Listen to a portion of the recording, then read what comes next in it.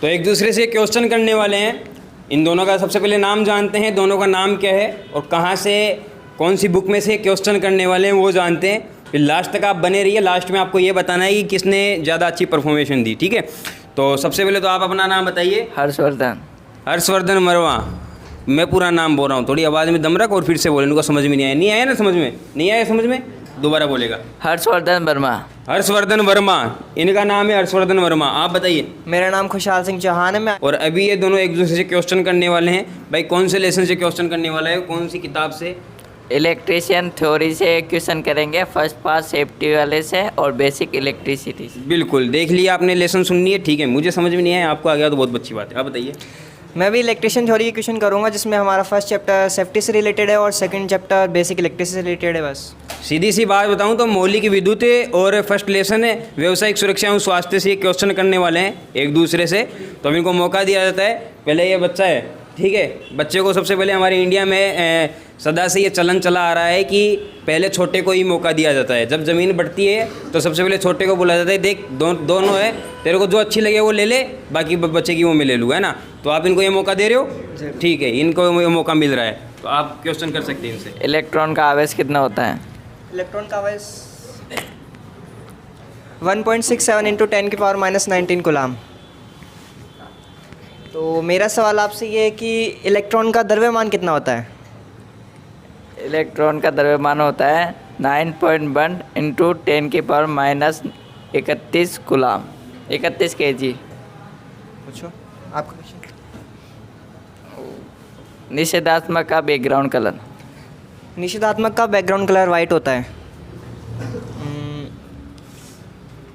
मेरा क्वेश्चन आपसे ये है कि डेल्टा ई जो हम बोलते हैं चालक में जो होता है, तो उसमें डेल्टा ई, चालक का डेल्टा ई कितना होता है? चालक का डेल्टा ई होता है 0 इलेक्ट्रॉन वोल्ट। सही है, आप पूछो। चालक का इलेक्ट्रॉन वोल्ट कितना होता है? डेल्टा ई चालक में डेल्टा ई होता है 5 इलेक्ट्रोवोल्ट से लेके 15 इलेक्ट्रोवोल्ट के बीच में होता है।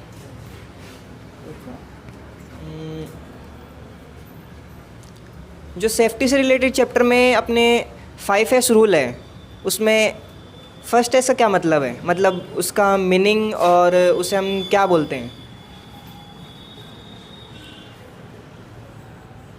5S का मतलब है शॉर्ट। इसका मीनिंग क्या है? मतलब शॉर्ट का मतलब क्या है? हम उसे कैसे समझा सकते हैं किसी और को? हम किसी और को ऐसे समझा सकते हैं, जो हमारा फर्स्ट एड बॉक्स होगा ना, उसमें जो ऊपर ही ऊपर उस सामान को प्राथमिकता दी जाएगी जो सबसे पहले चोट में काम में आता है। ठीक है, आप पूछो क्वेश्चन।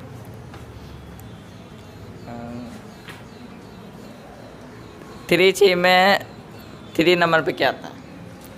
CCC में 3rd नंबर पे कैर आता है, जिसमें हम अगर किसी भी व्यक्ति को अगर इलेक्ट्रिसिटी के थ्रू अगर करंट लगता है, तो हम उसको देखभाल के थ्रू हम पहले चेक करेंगे, फिर कॉल करेंगे और फिर केयर करेंगे। केयर में हमें उसका ध्यान ये रखना होता है कि हम उसके पास में ऐसे चारों तरफ इकट्ठे ना हो जाएं, उसके पास में हवा का आने के लिए एक ज़रिया छोड़े, हम ऐसे चारों तरफ उसके इकट्ठे ना हो, उसके पास में हवा आने दें और हम उसकी केयर करते रहें।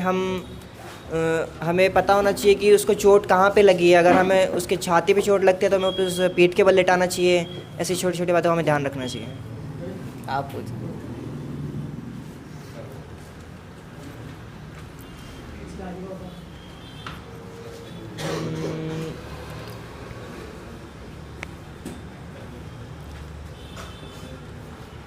मेरा क्वेश्चन आपसे ये है, जो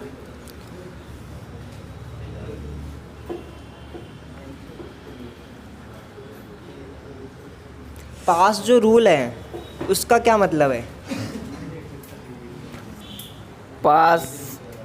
पास जो एक शॉर्टकट की है ना, वो जो फायर एक्सटिंग्विशर आता है ना, अग्निशमन यंत्र, जो उसको जब यूज लेते हैं ना, जब काम में आती है। तो पास का पी होता है ना, उसका मतलब होता है पुल, ए का मतलब होता है आर्म द टारगेट और एस का मतलब होता है स्क्वीज, यानी उसे दबाना, प्रेस करना, और स्वीप का मतलब होता है उसे चारों ओर घुमाना। आप पूछो। सही है। आप ये बताइए, जो प्रतिरोधकता के नियम है ना, जो उसमें मोटाई का नियम बताइए। प्रतिरोध में मोटाई के नियम में ऐसा होता है, यदि हम किसी तार की मोटाई बढ़ाते हैं तो इसका प्रतिरोध कम होता है और उसमें चालकता बढ़ती है और हमें धारा जो है वो अच्छी प्राप्त होती है, मतलब धारा भी उसके साथ में बढ़ती है। तो आप ये बताइए कि पीटीसी पदार्थ क्या होते हैं? पीटीसी पदार्थ की फुल फॉर्म है पॉजिटिव टेम्परेचर कोफिशिएंट, और इसका उपयोग जैसे कि सभी जगह किया जाता है, और इसका मतलब होता है जैसे कि प्रतिरोध बढ़ता है ना, तो धारा घटती जाती है। थोड़ा अच्छे से बता सकते हैं आप और इसके बारे में? इसके बारे में तापमान के बढ़ने में इसके रेजिस्टेंस पे क्या फ़र्क पड़ता है? इसका जब तापमान बढ़ता है ना, तो इसका रजिस्टेंस कम होता है। ये तो गलत हो गया, चलो कोई नहीं, और पूछता हूँ।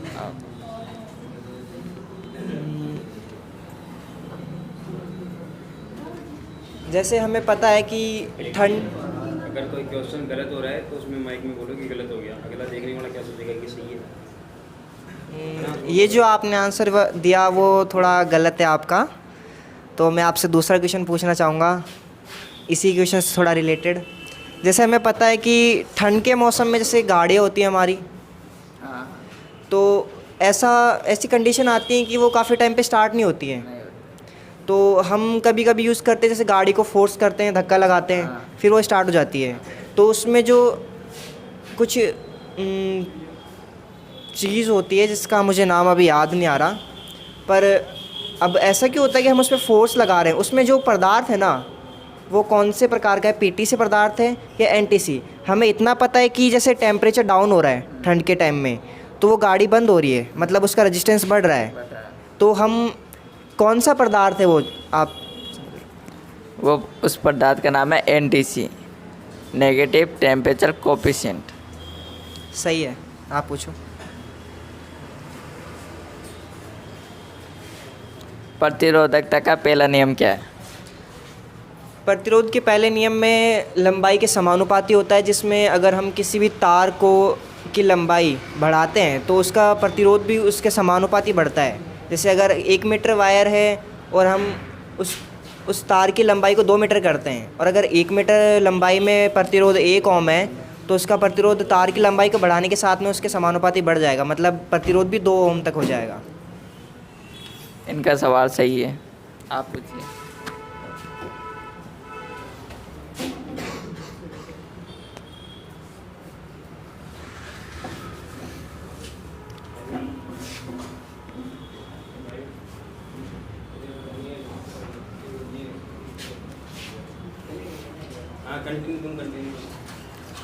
मेरा क्वेश्चन आपसे है,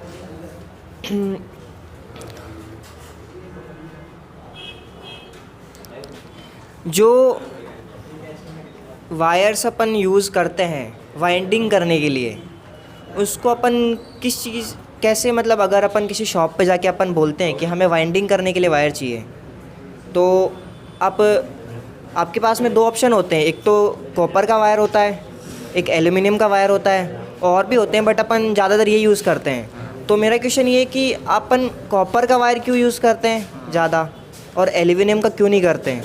तो आप बताइए ये चीज़। कॉपर का जो वायर होता है ना, एक तो उसका रेजिस्टेंस कम होता है, उसमें चालकता अच्छी मिलती है और मजबूत होता है, ज़्यादा कठोर नहीं होता वो। और एल्युमिनियम का जो तार होता है ना, उसको 1-2 बार मोड़ने से वो टूट जाता है आसानी से, और उसका जो वो होता है ना प्रतिरोध, वो ज़्यादा होता है कॉपर वायर से। तो बहुत ही बेहतरीन प्रस्तुति दोनों स्टूडेंट ने दी, ठीक है। दोनों ने बहुत अच्छे क्वेश्चन किए, और पर्सनली आप किसी का नाम तो लोगे नहीं, क्योंकि दोनों ने अच्छा किया है, और अगर किसी का पर्सनली आप नाम लोगे तो वैसे ऐसा ऐसा होना नहीं चाहिए, क्योंकि दोनों ने बराबर बराबर सबसे बेस्ट प्रस्तुति अभी इन्हीं की रही है। और अभी जो हमारे सामने नेक्स्ट स्टूडेंट और आने वाले, नेक्स्ट वीडियो में आपको दूसरे स्टूडेंट मिलने वाले हैं। तो धन्यवाद हमारे साथ लास्ट तक बने रहने के लिए, आप सभी का बहुत बहुत धन्यवाद। इनके लिए एक छोटा सा कमेंट ज़रूर होना चाहिए कि छोड़िए, रहने दीजिए, ठीक है। प्रदर्शन कैसा था? हाँ, प्रदर्शन कैसा रहा दोनों का, ये बता दीजिएगा आप, है ना। तो आप अपना स्थान ग्रहण कीजिए और दूसरे स्टूडेंटों को आने का मौका दीजिए। 1 घंटा आपने खींच लिया है, जाइए। किशन था। धन्यवाद साथियों।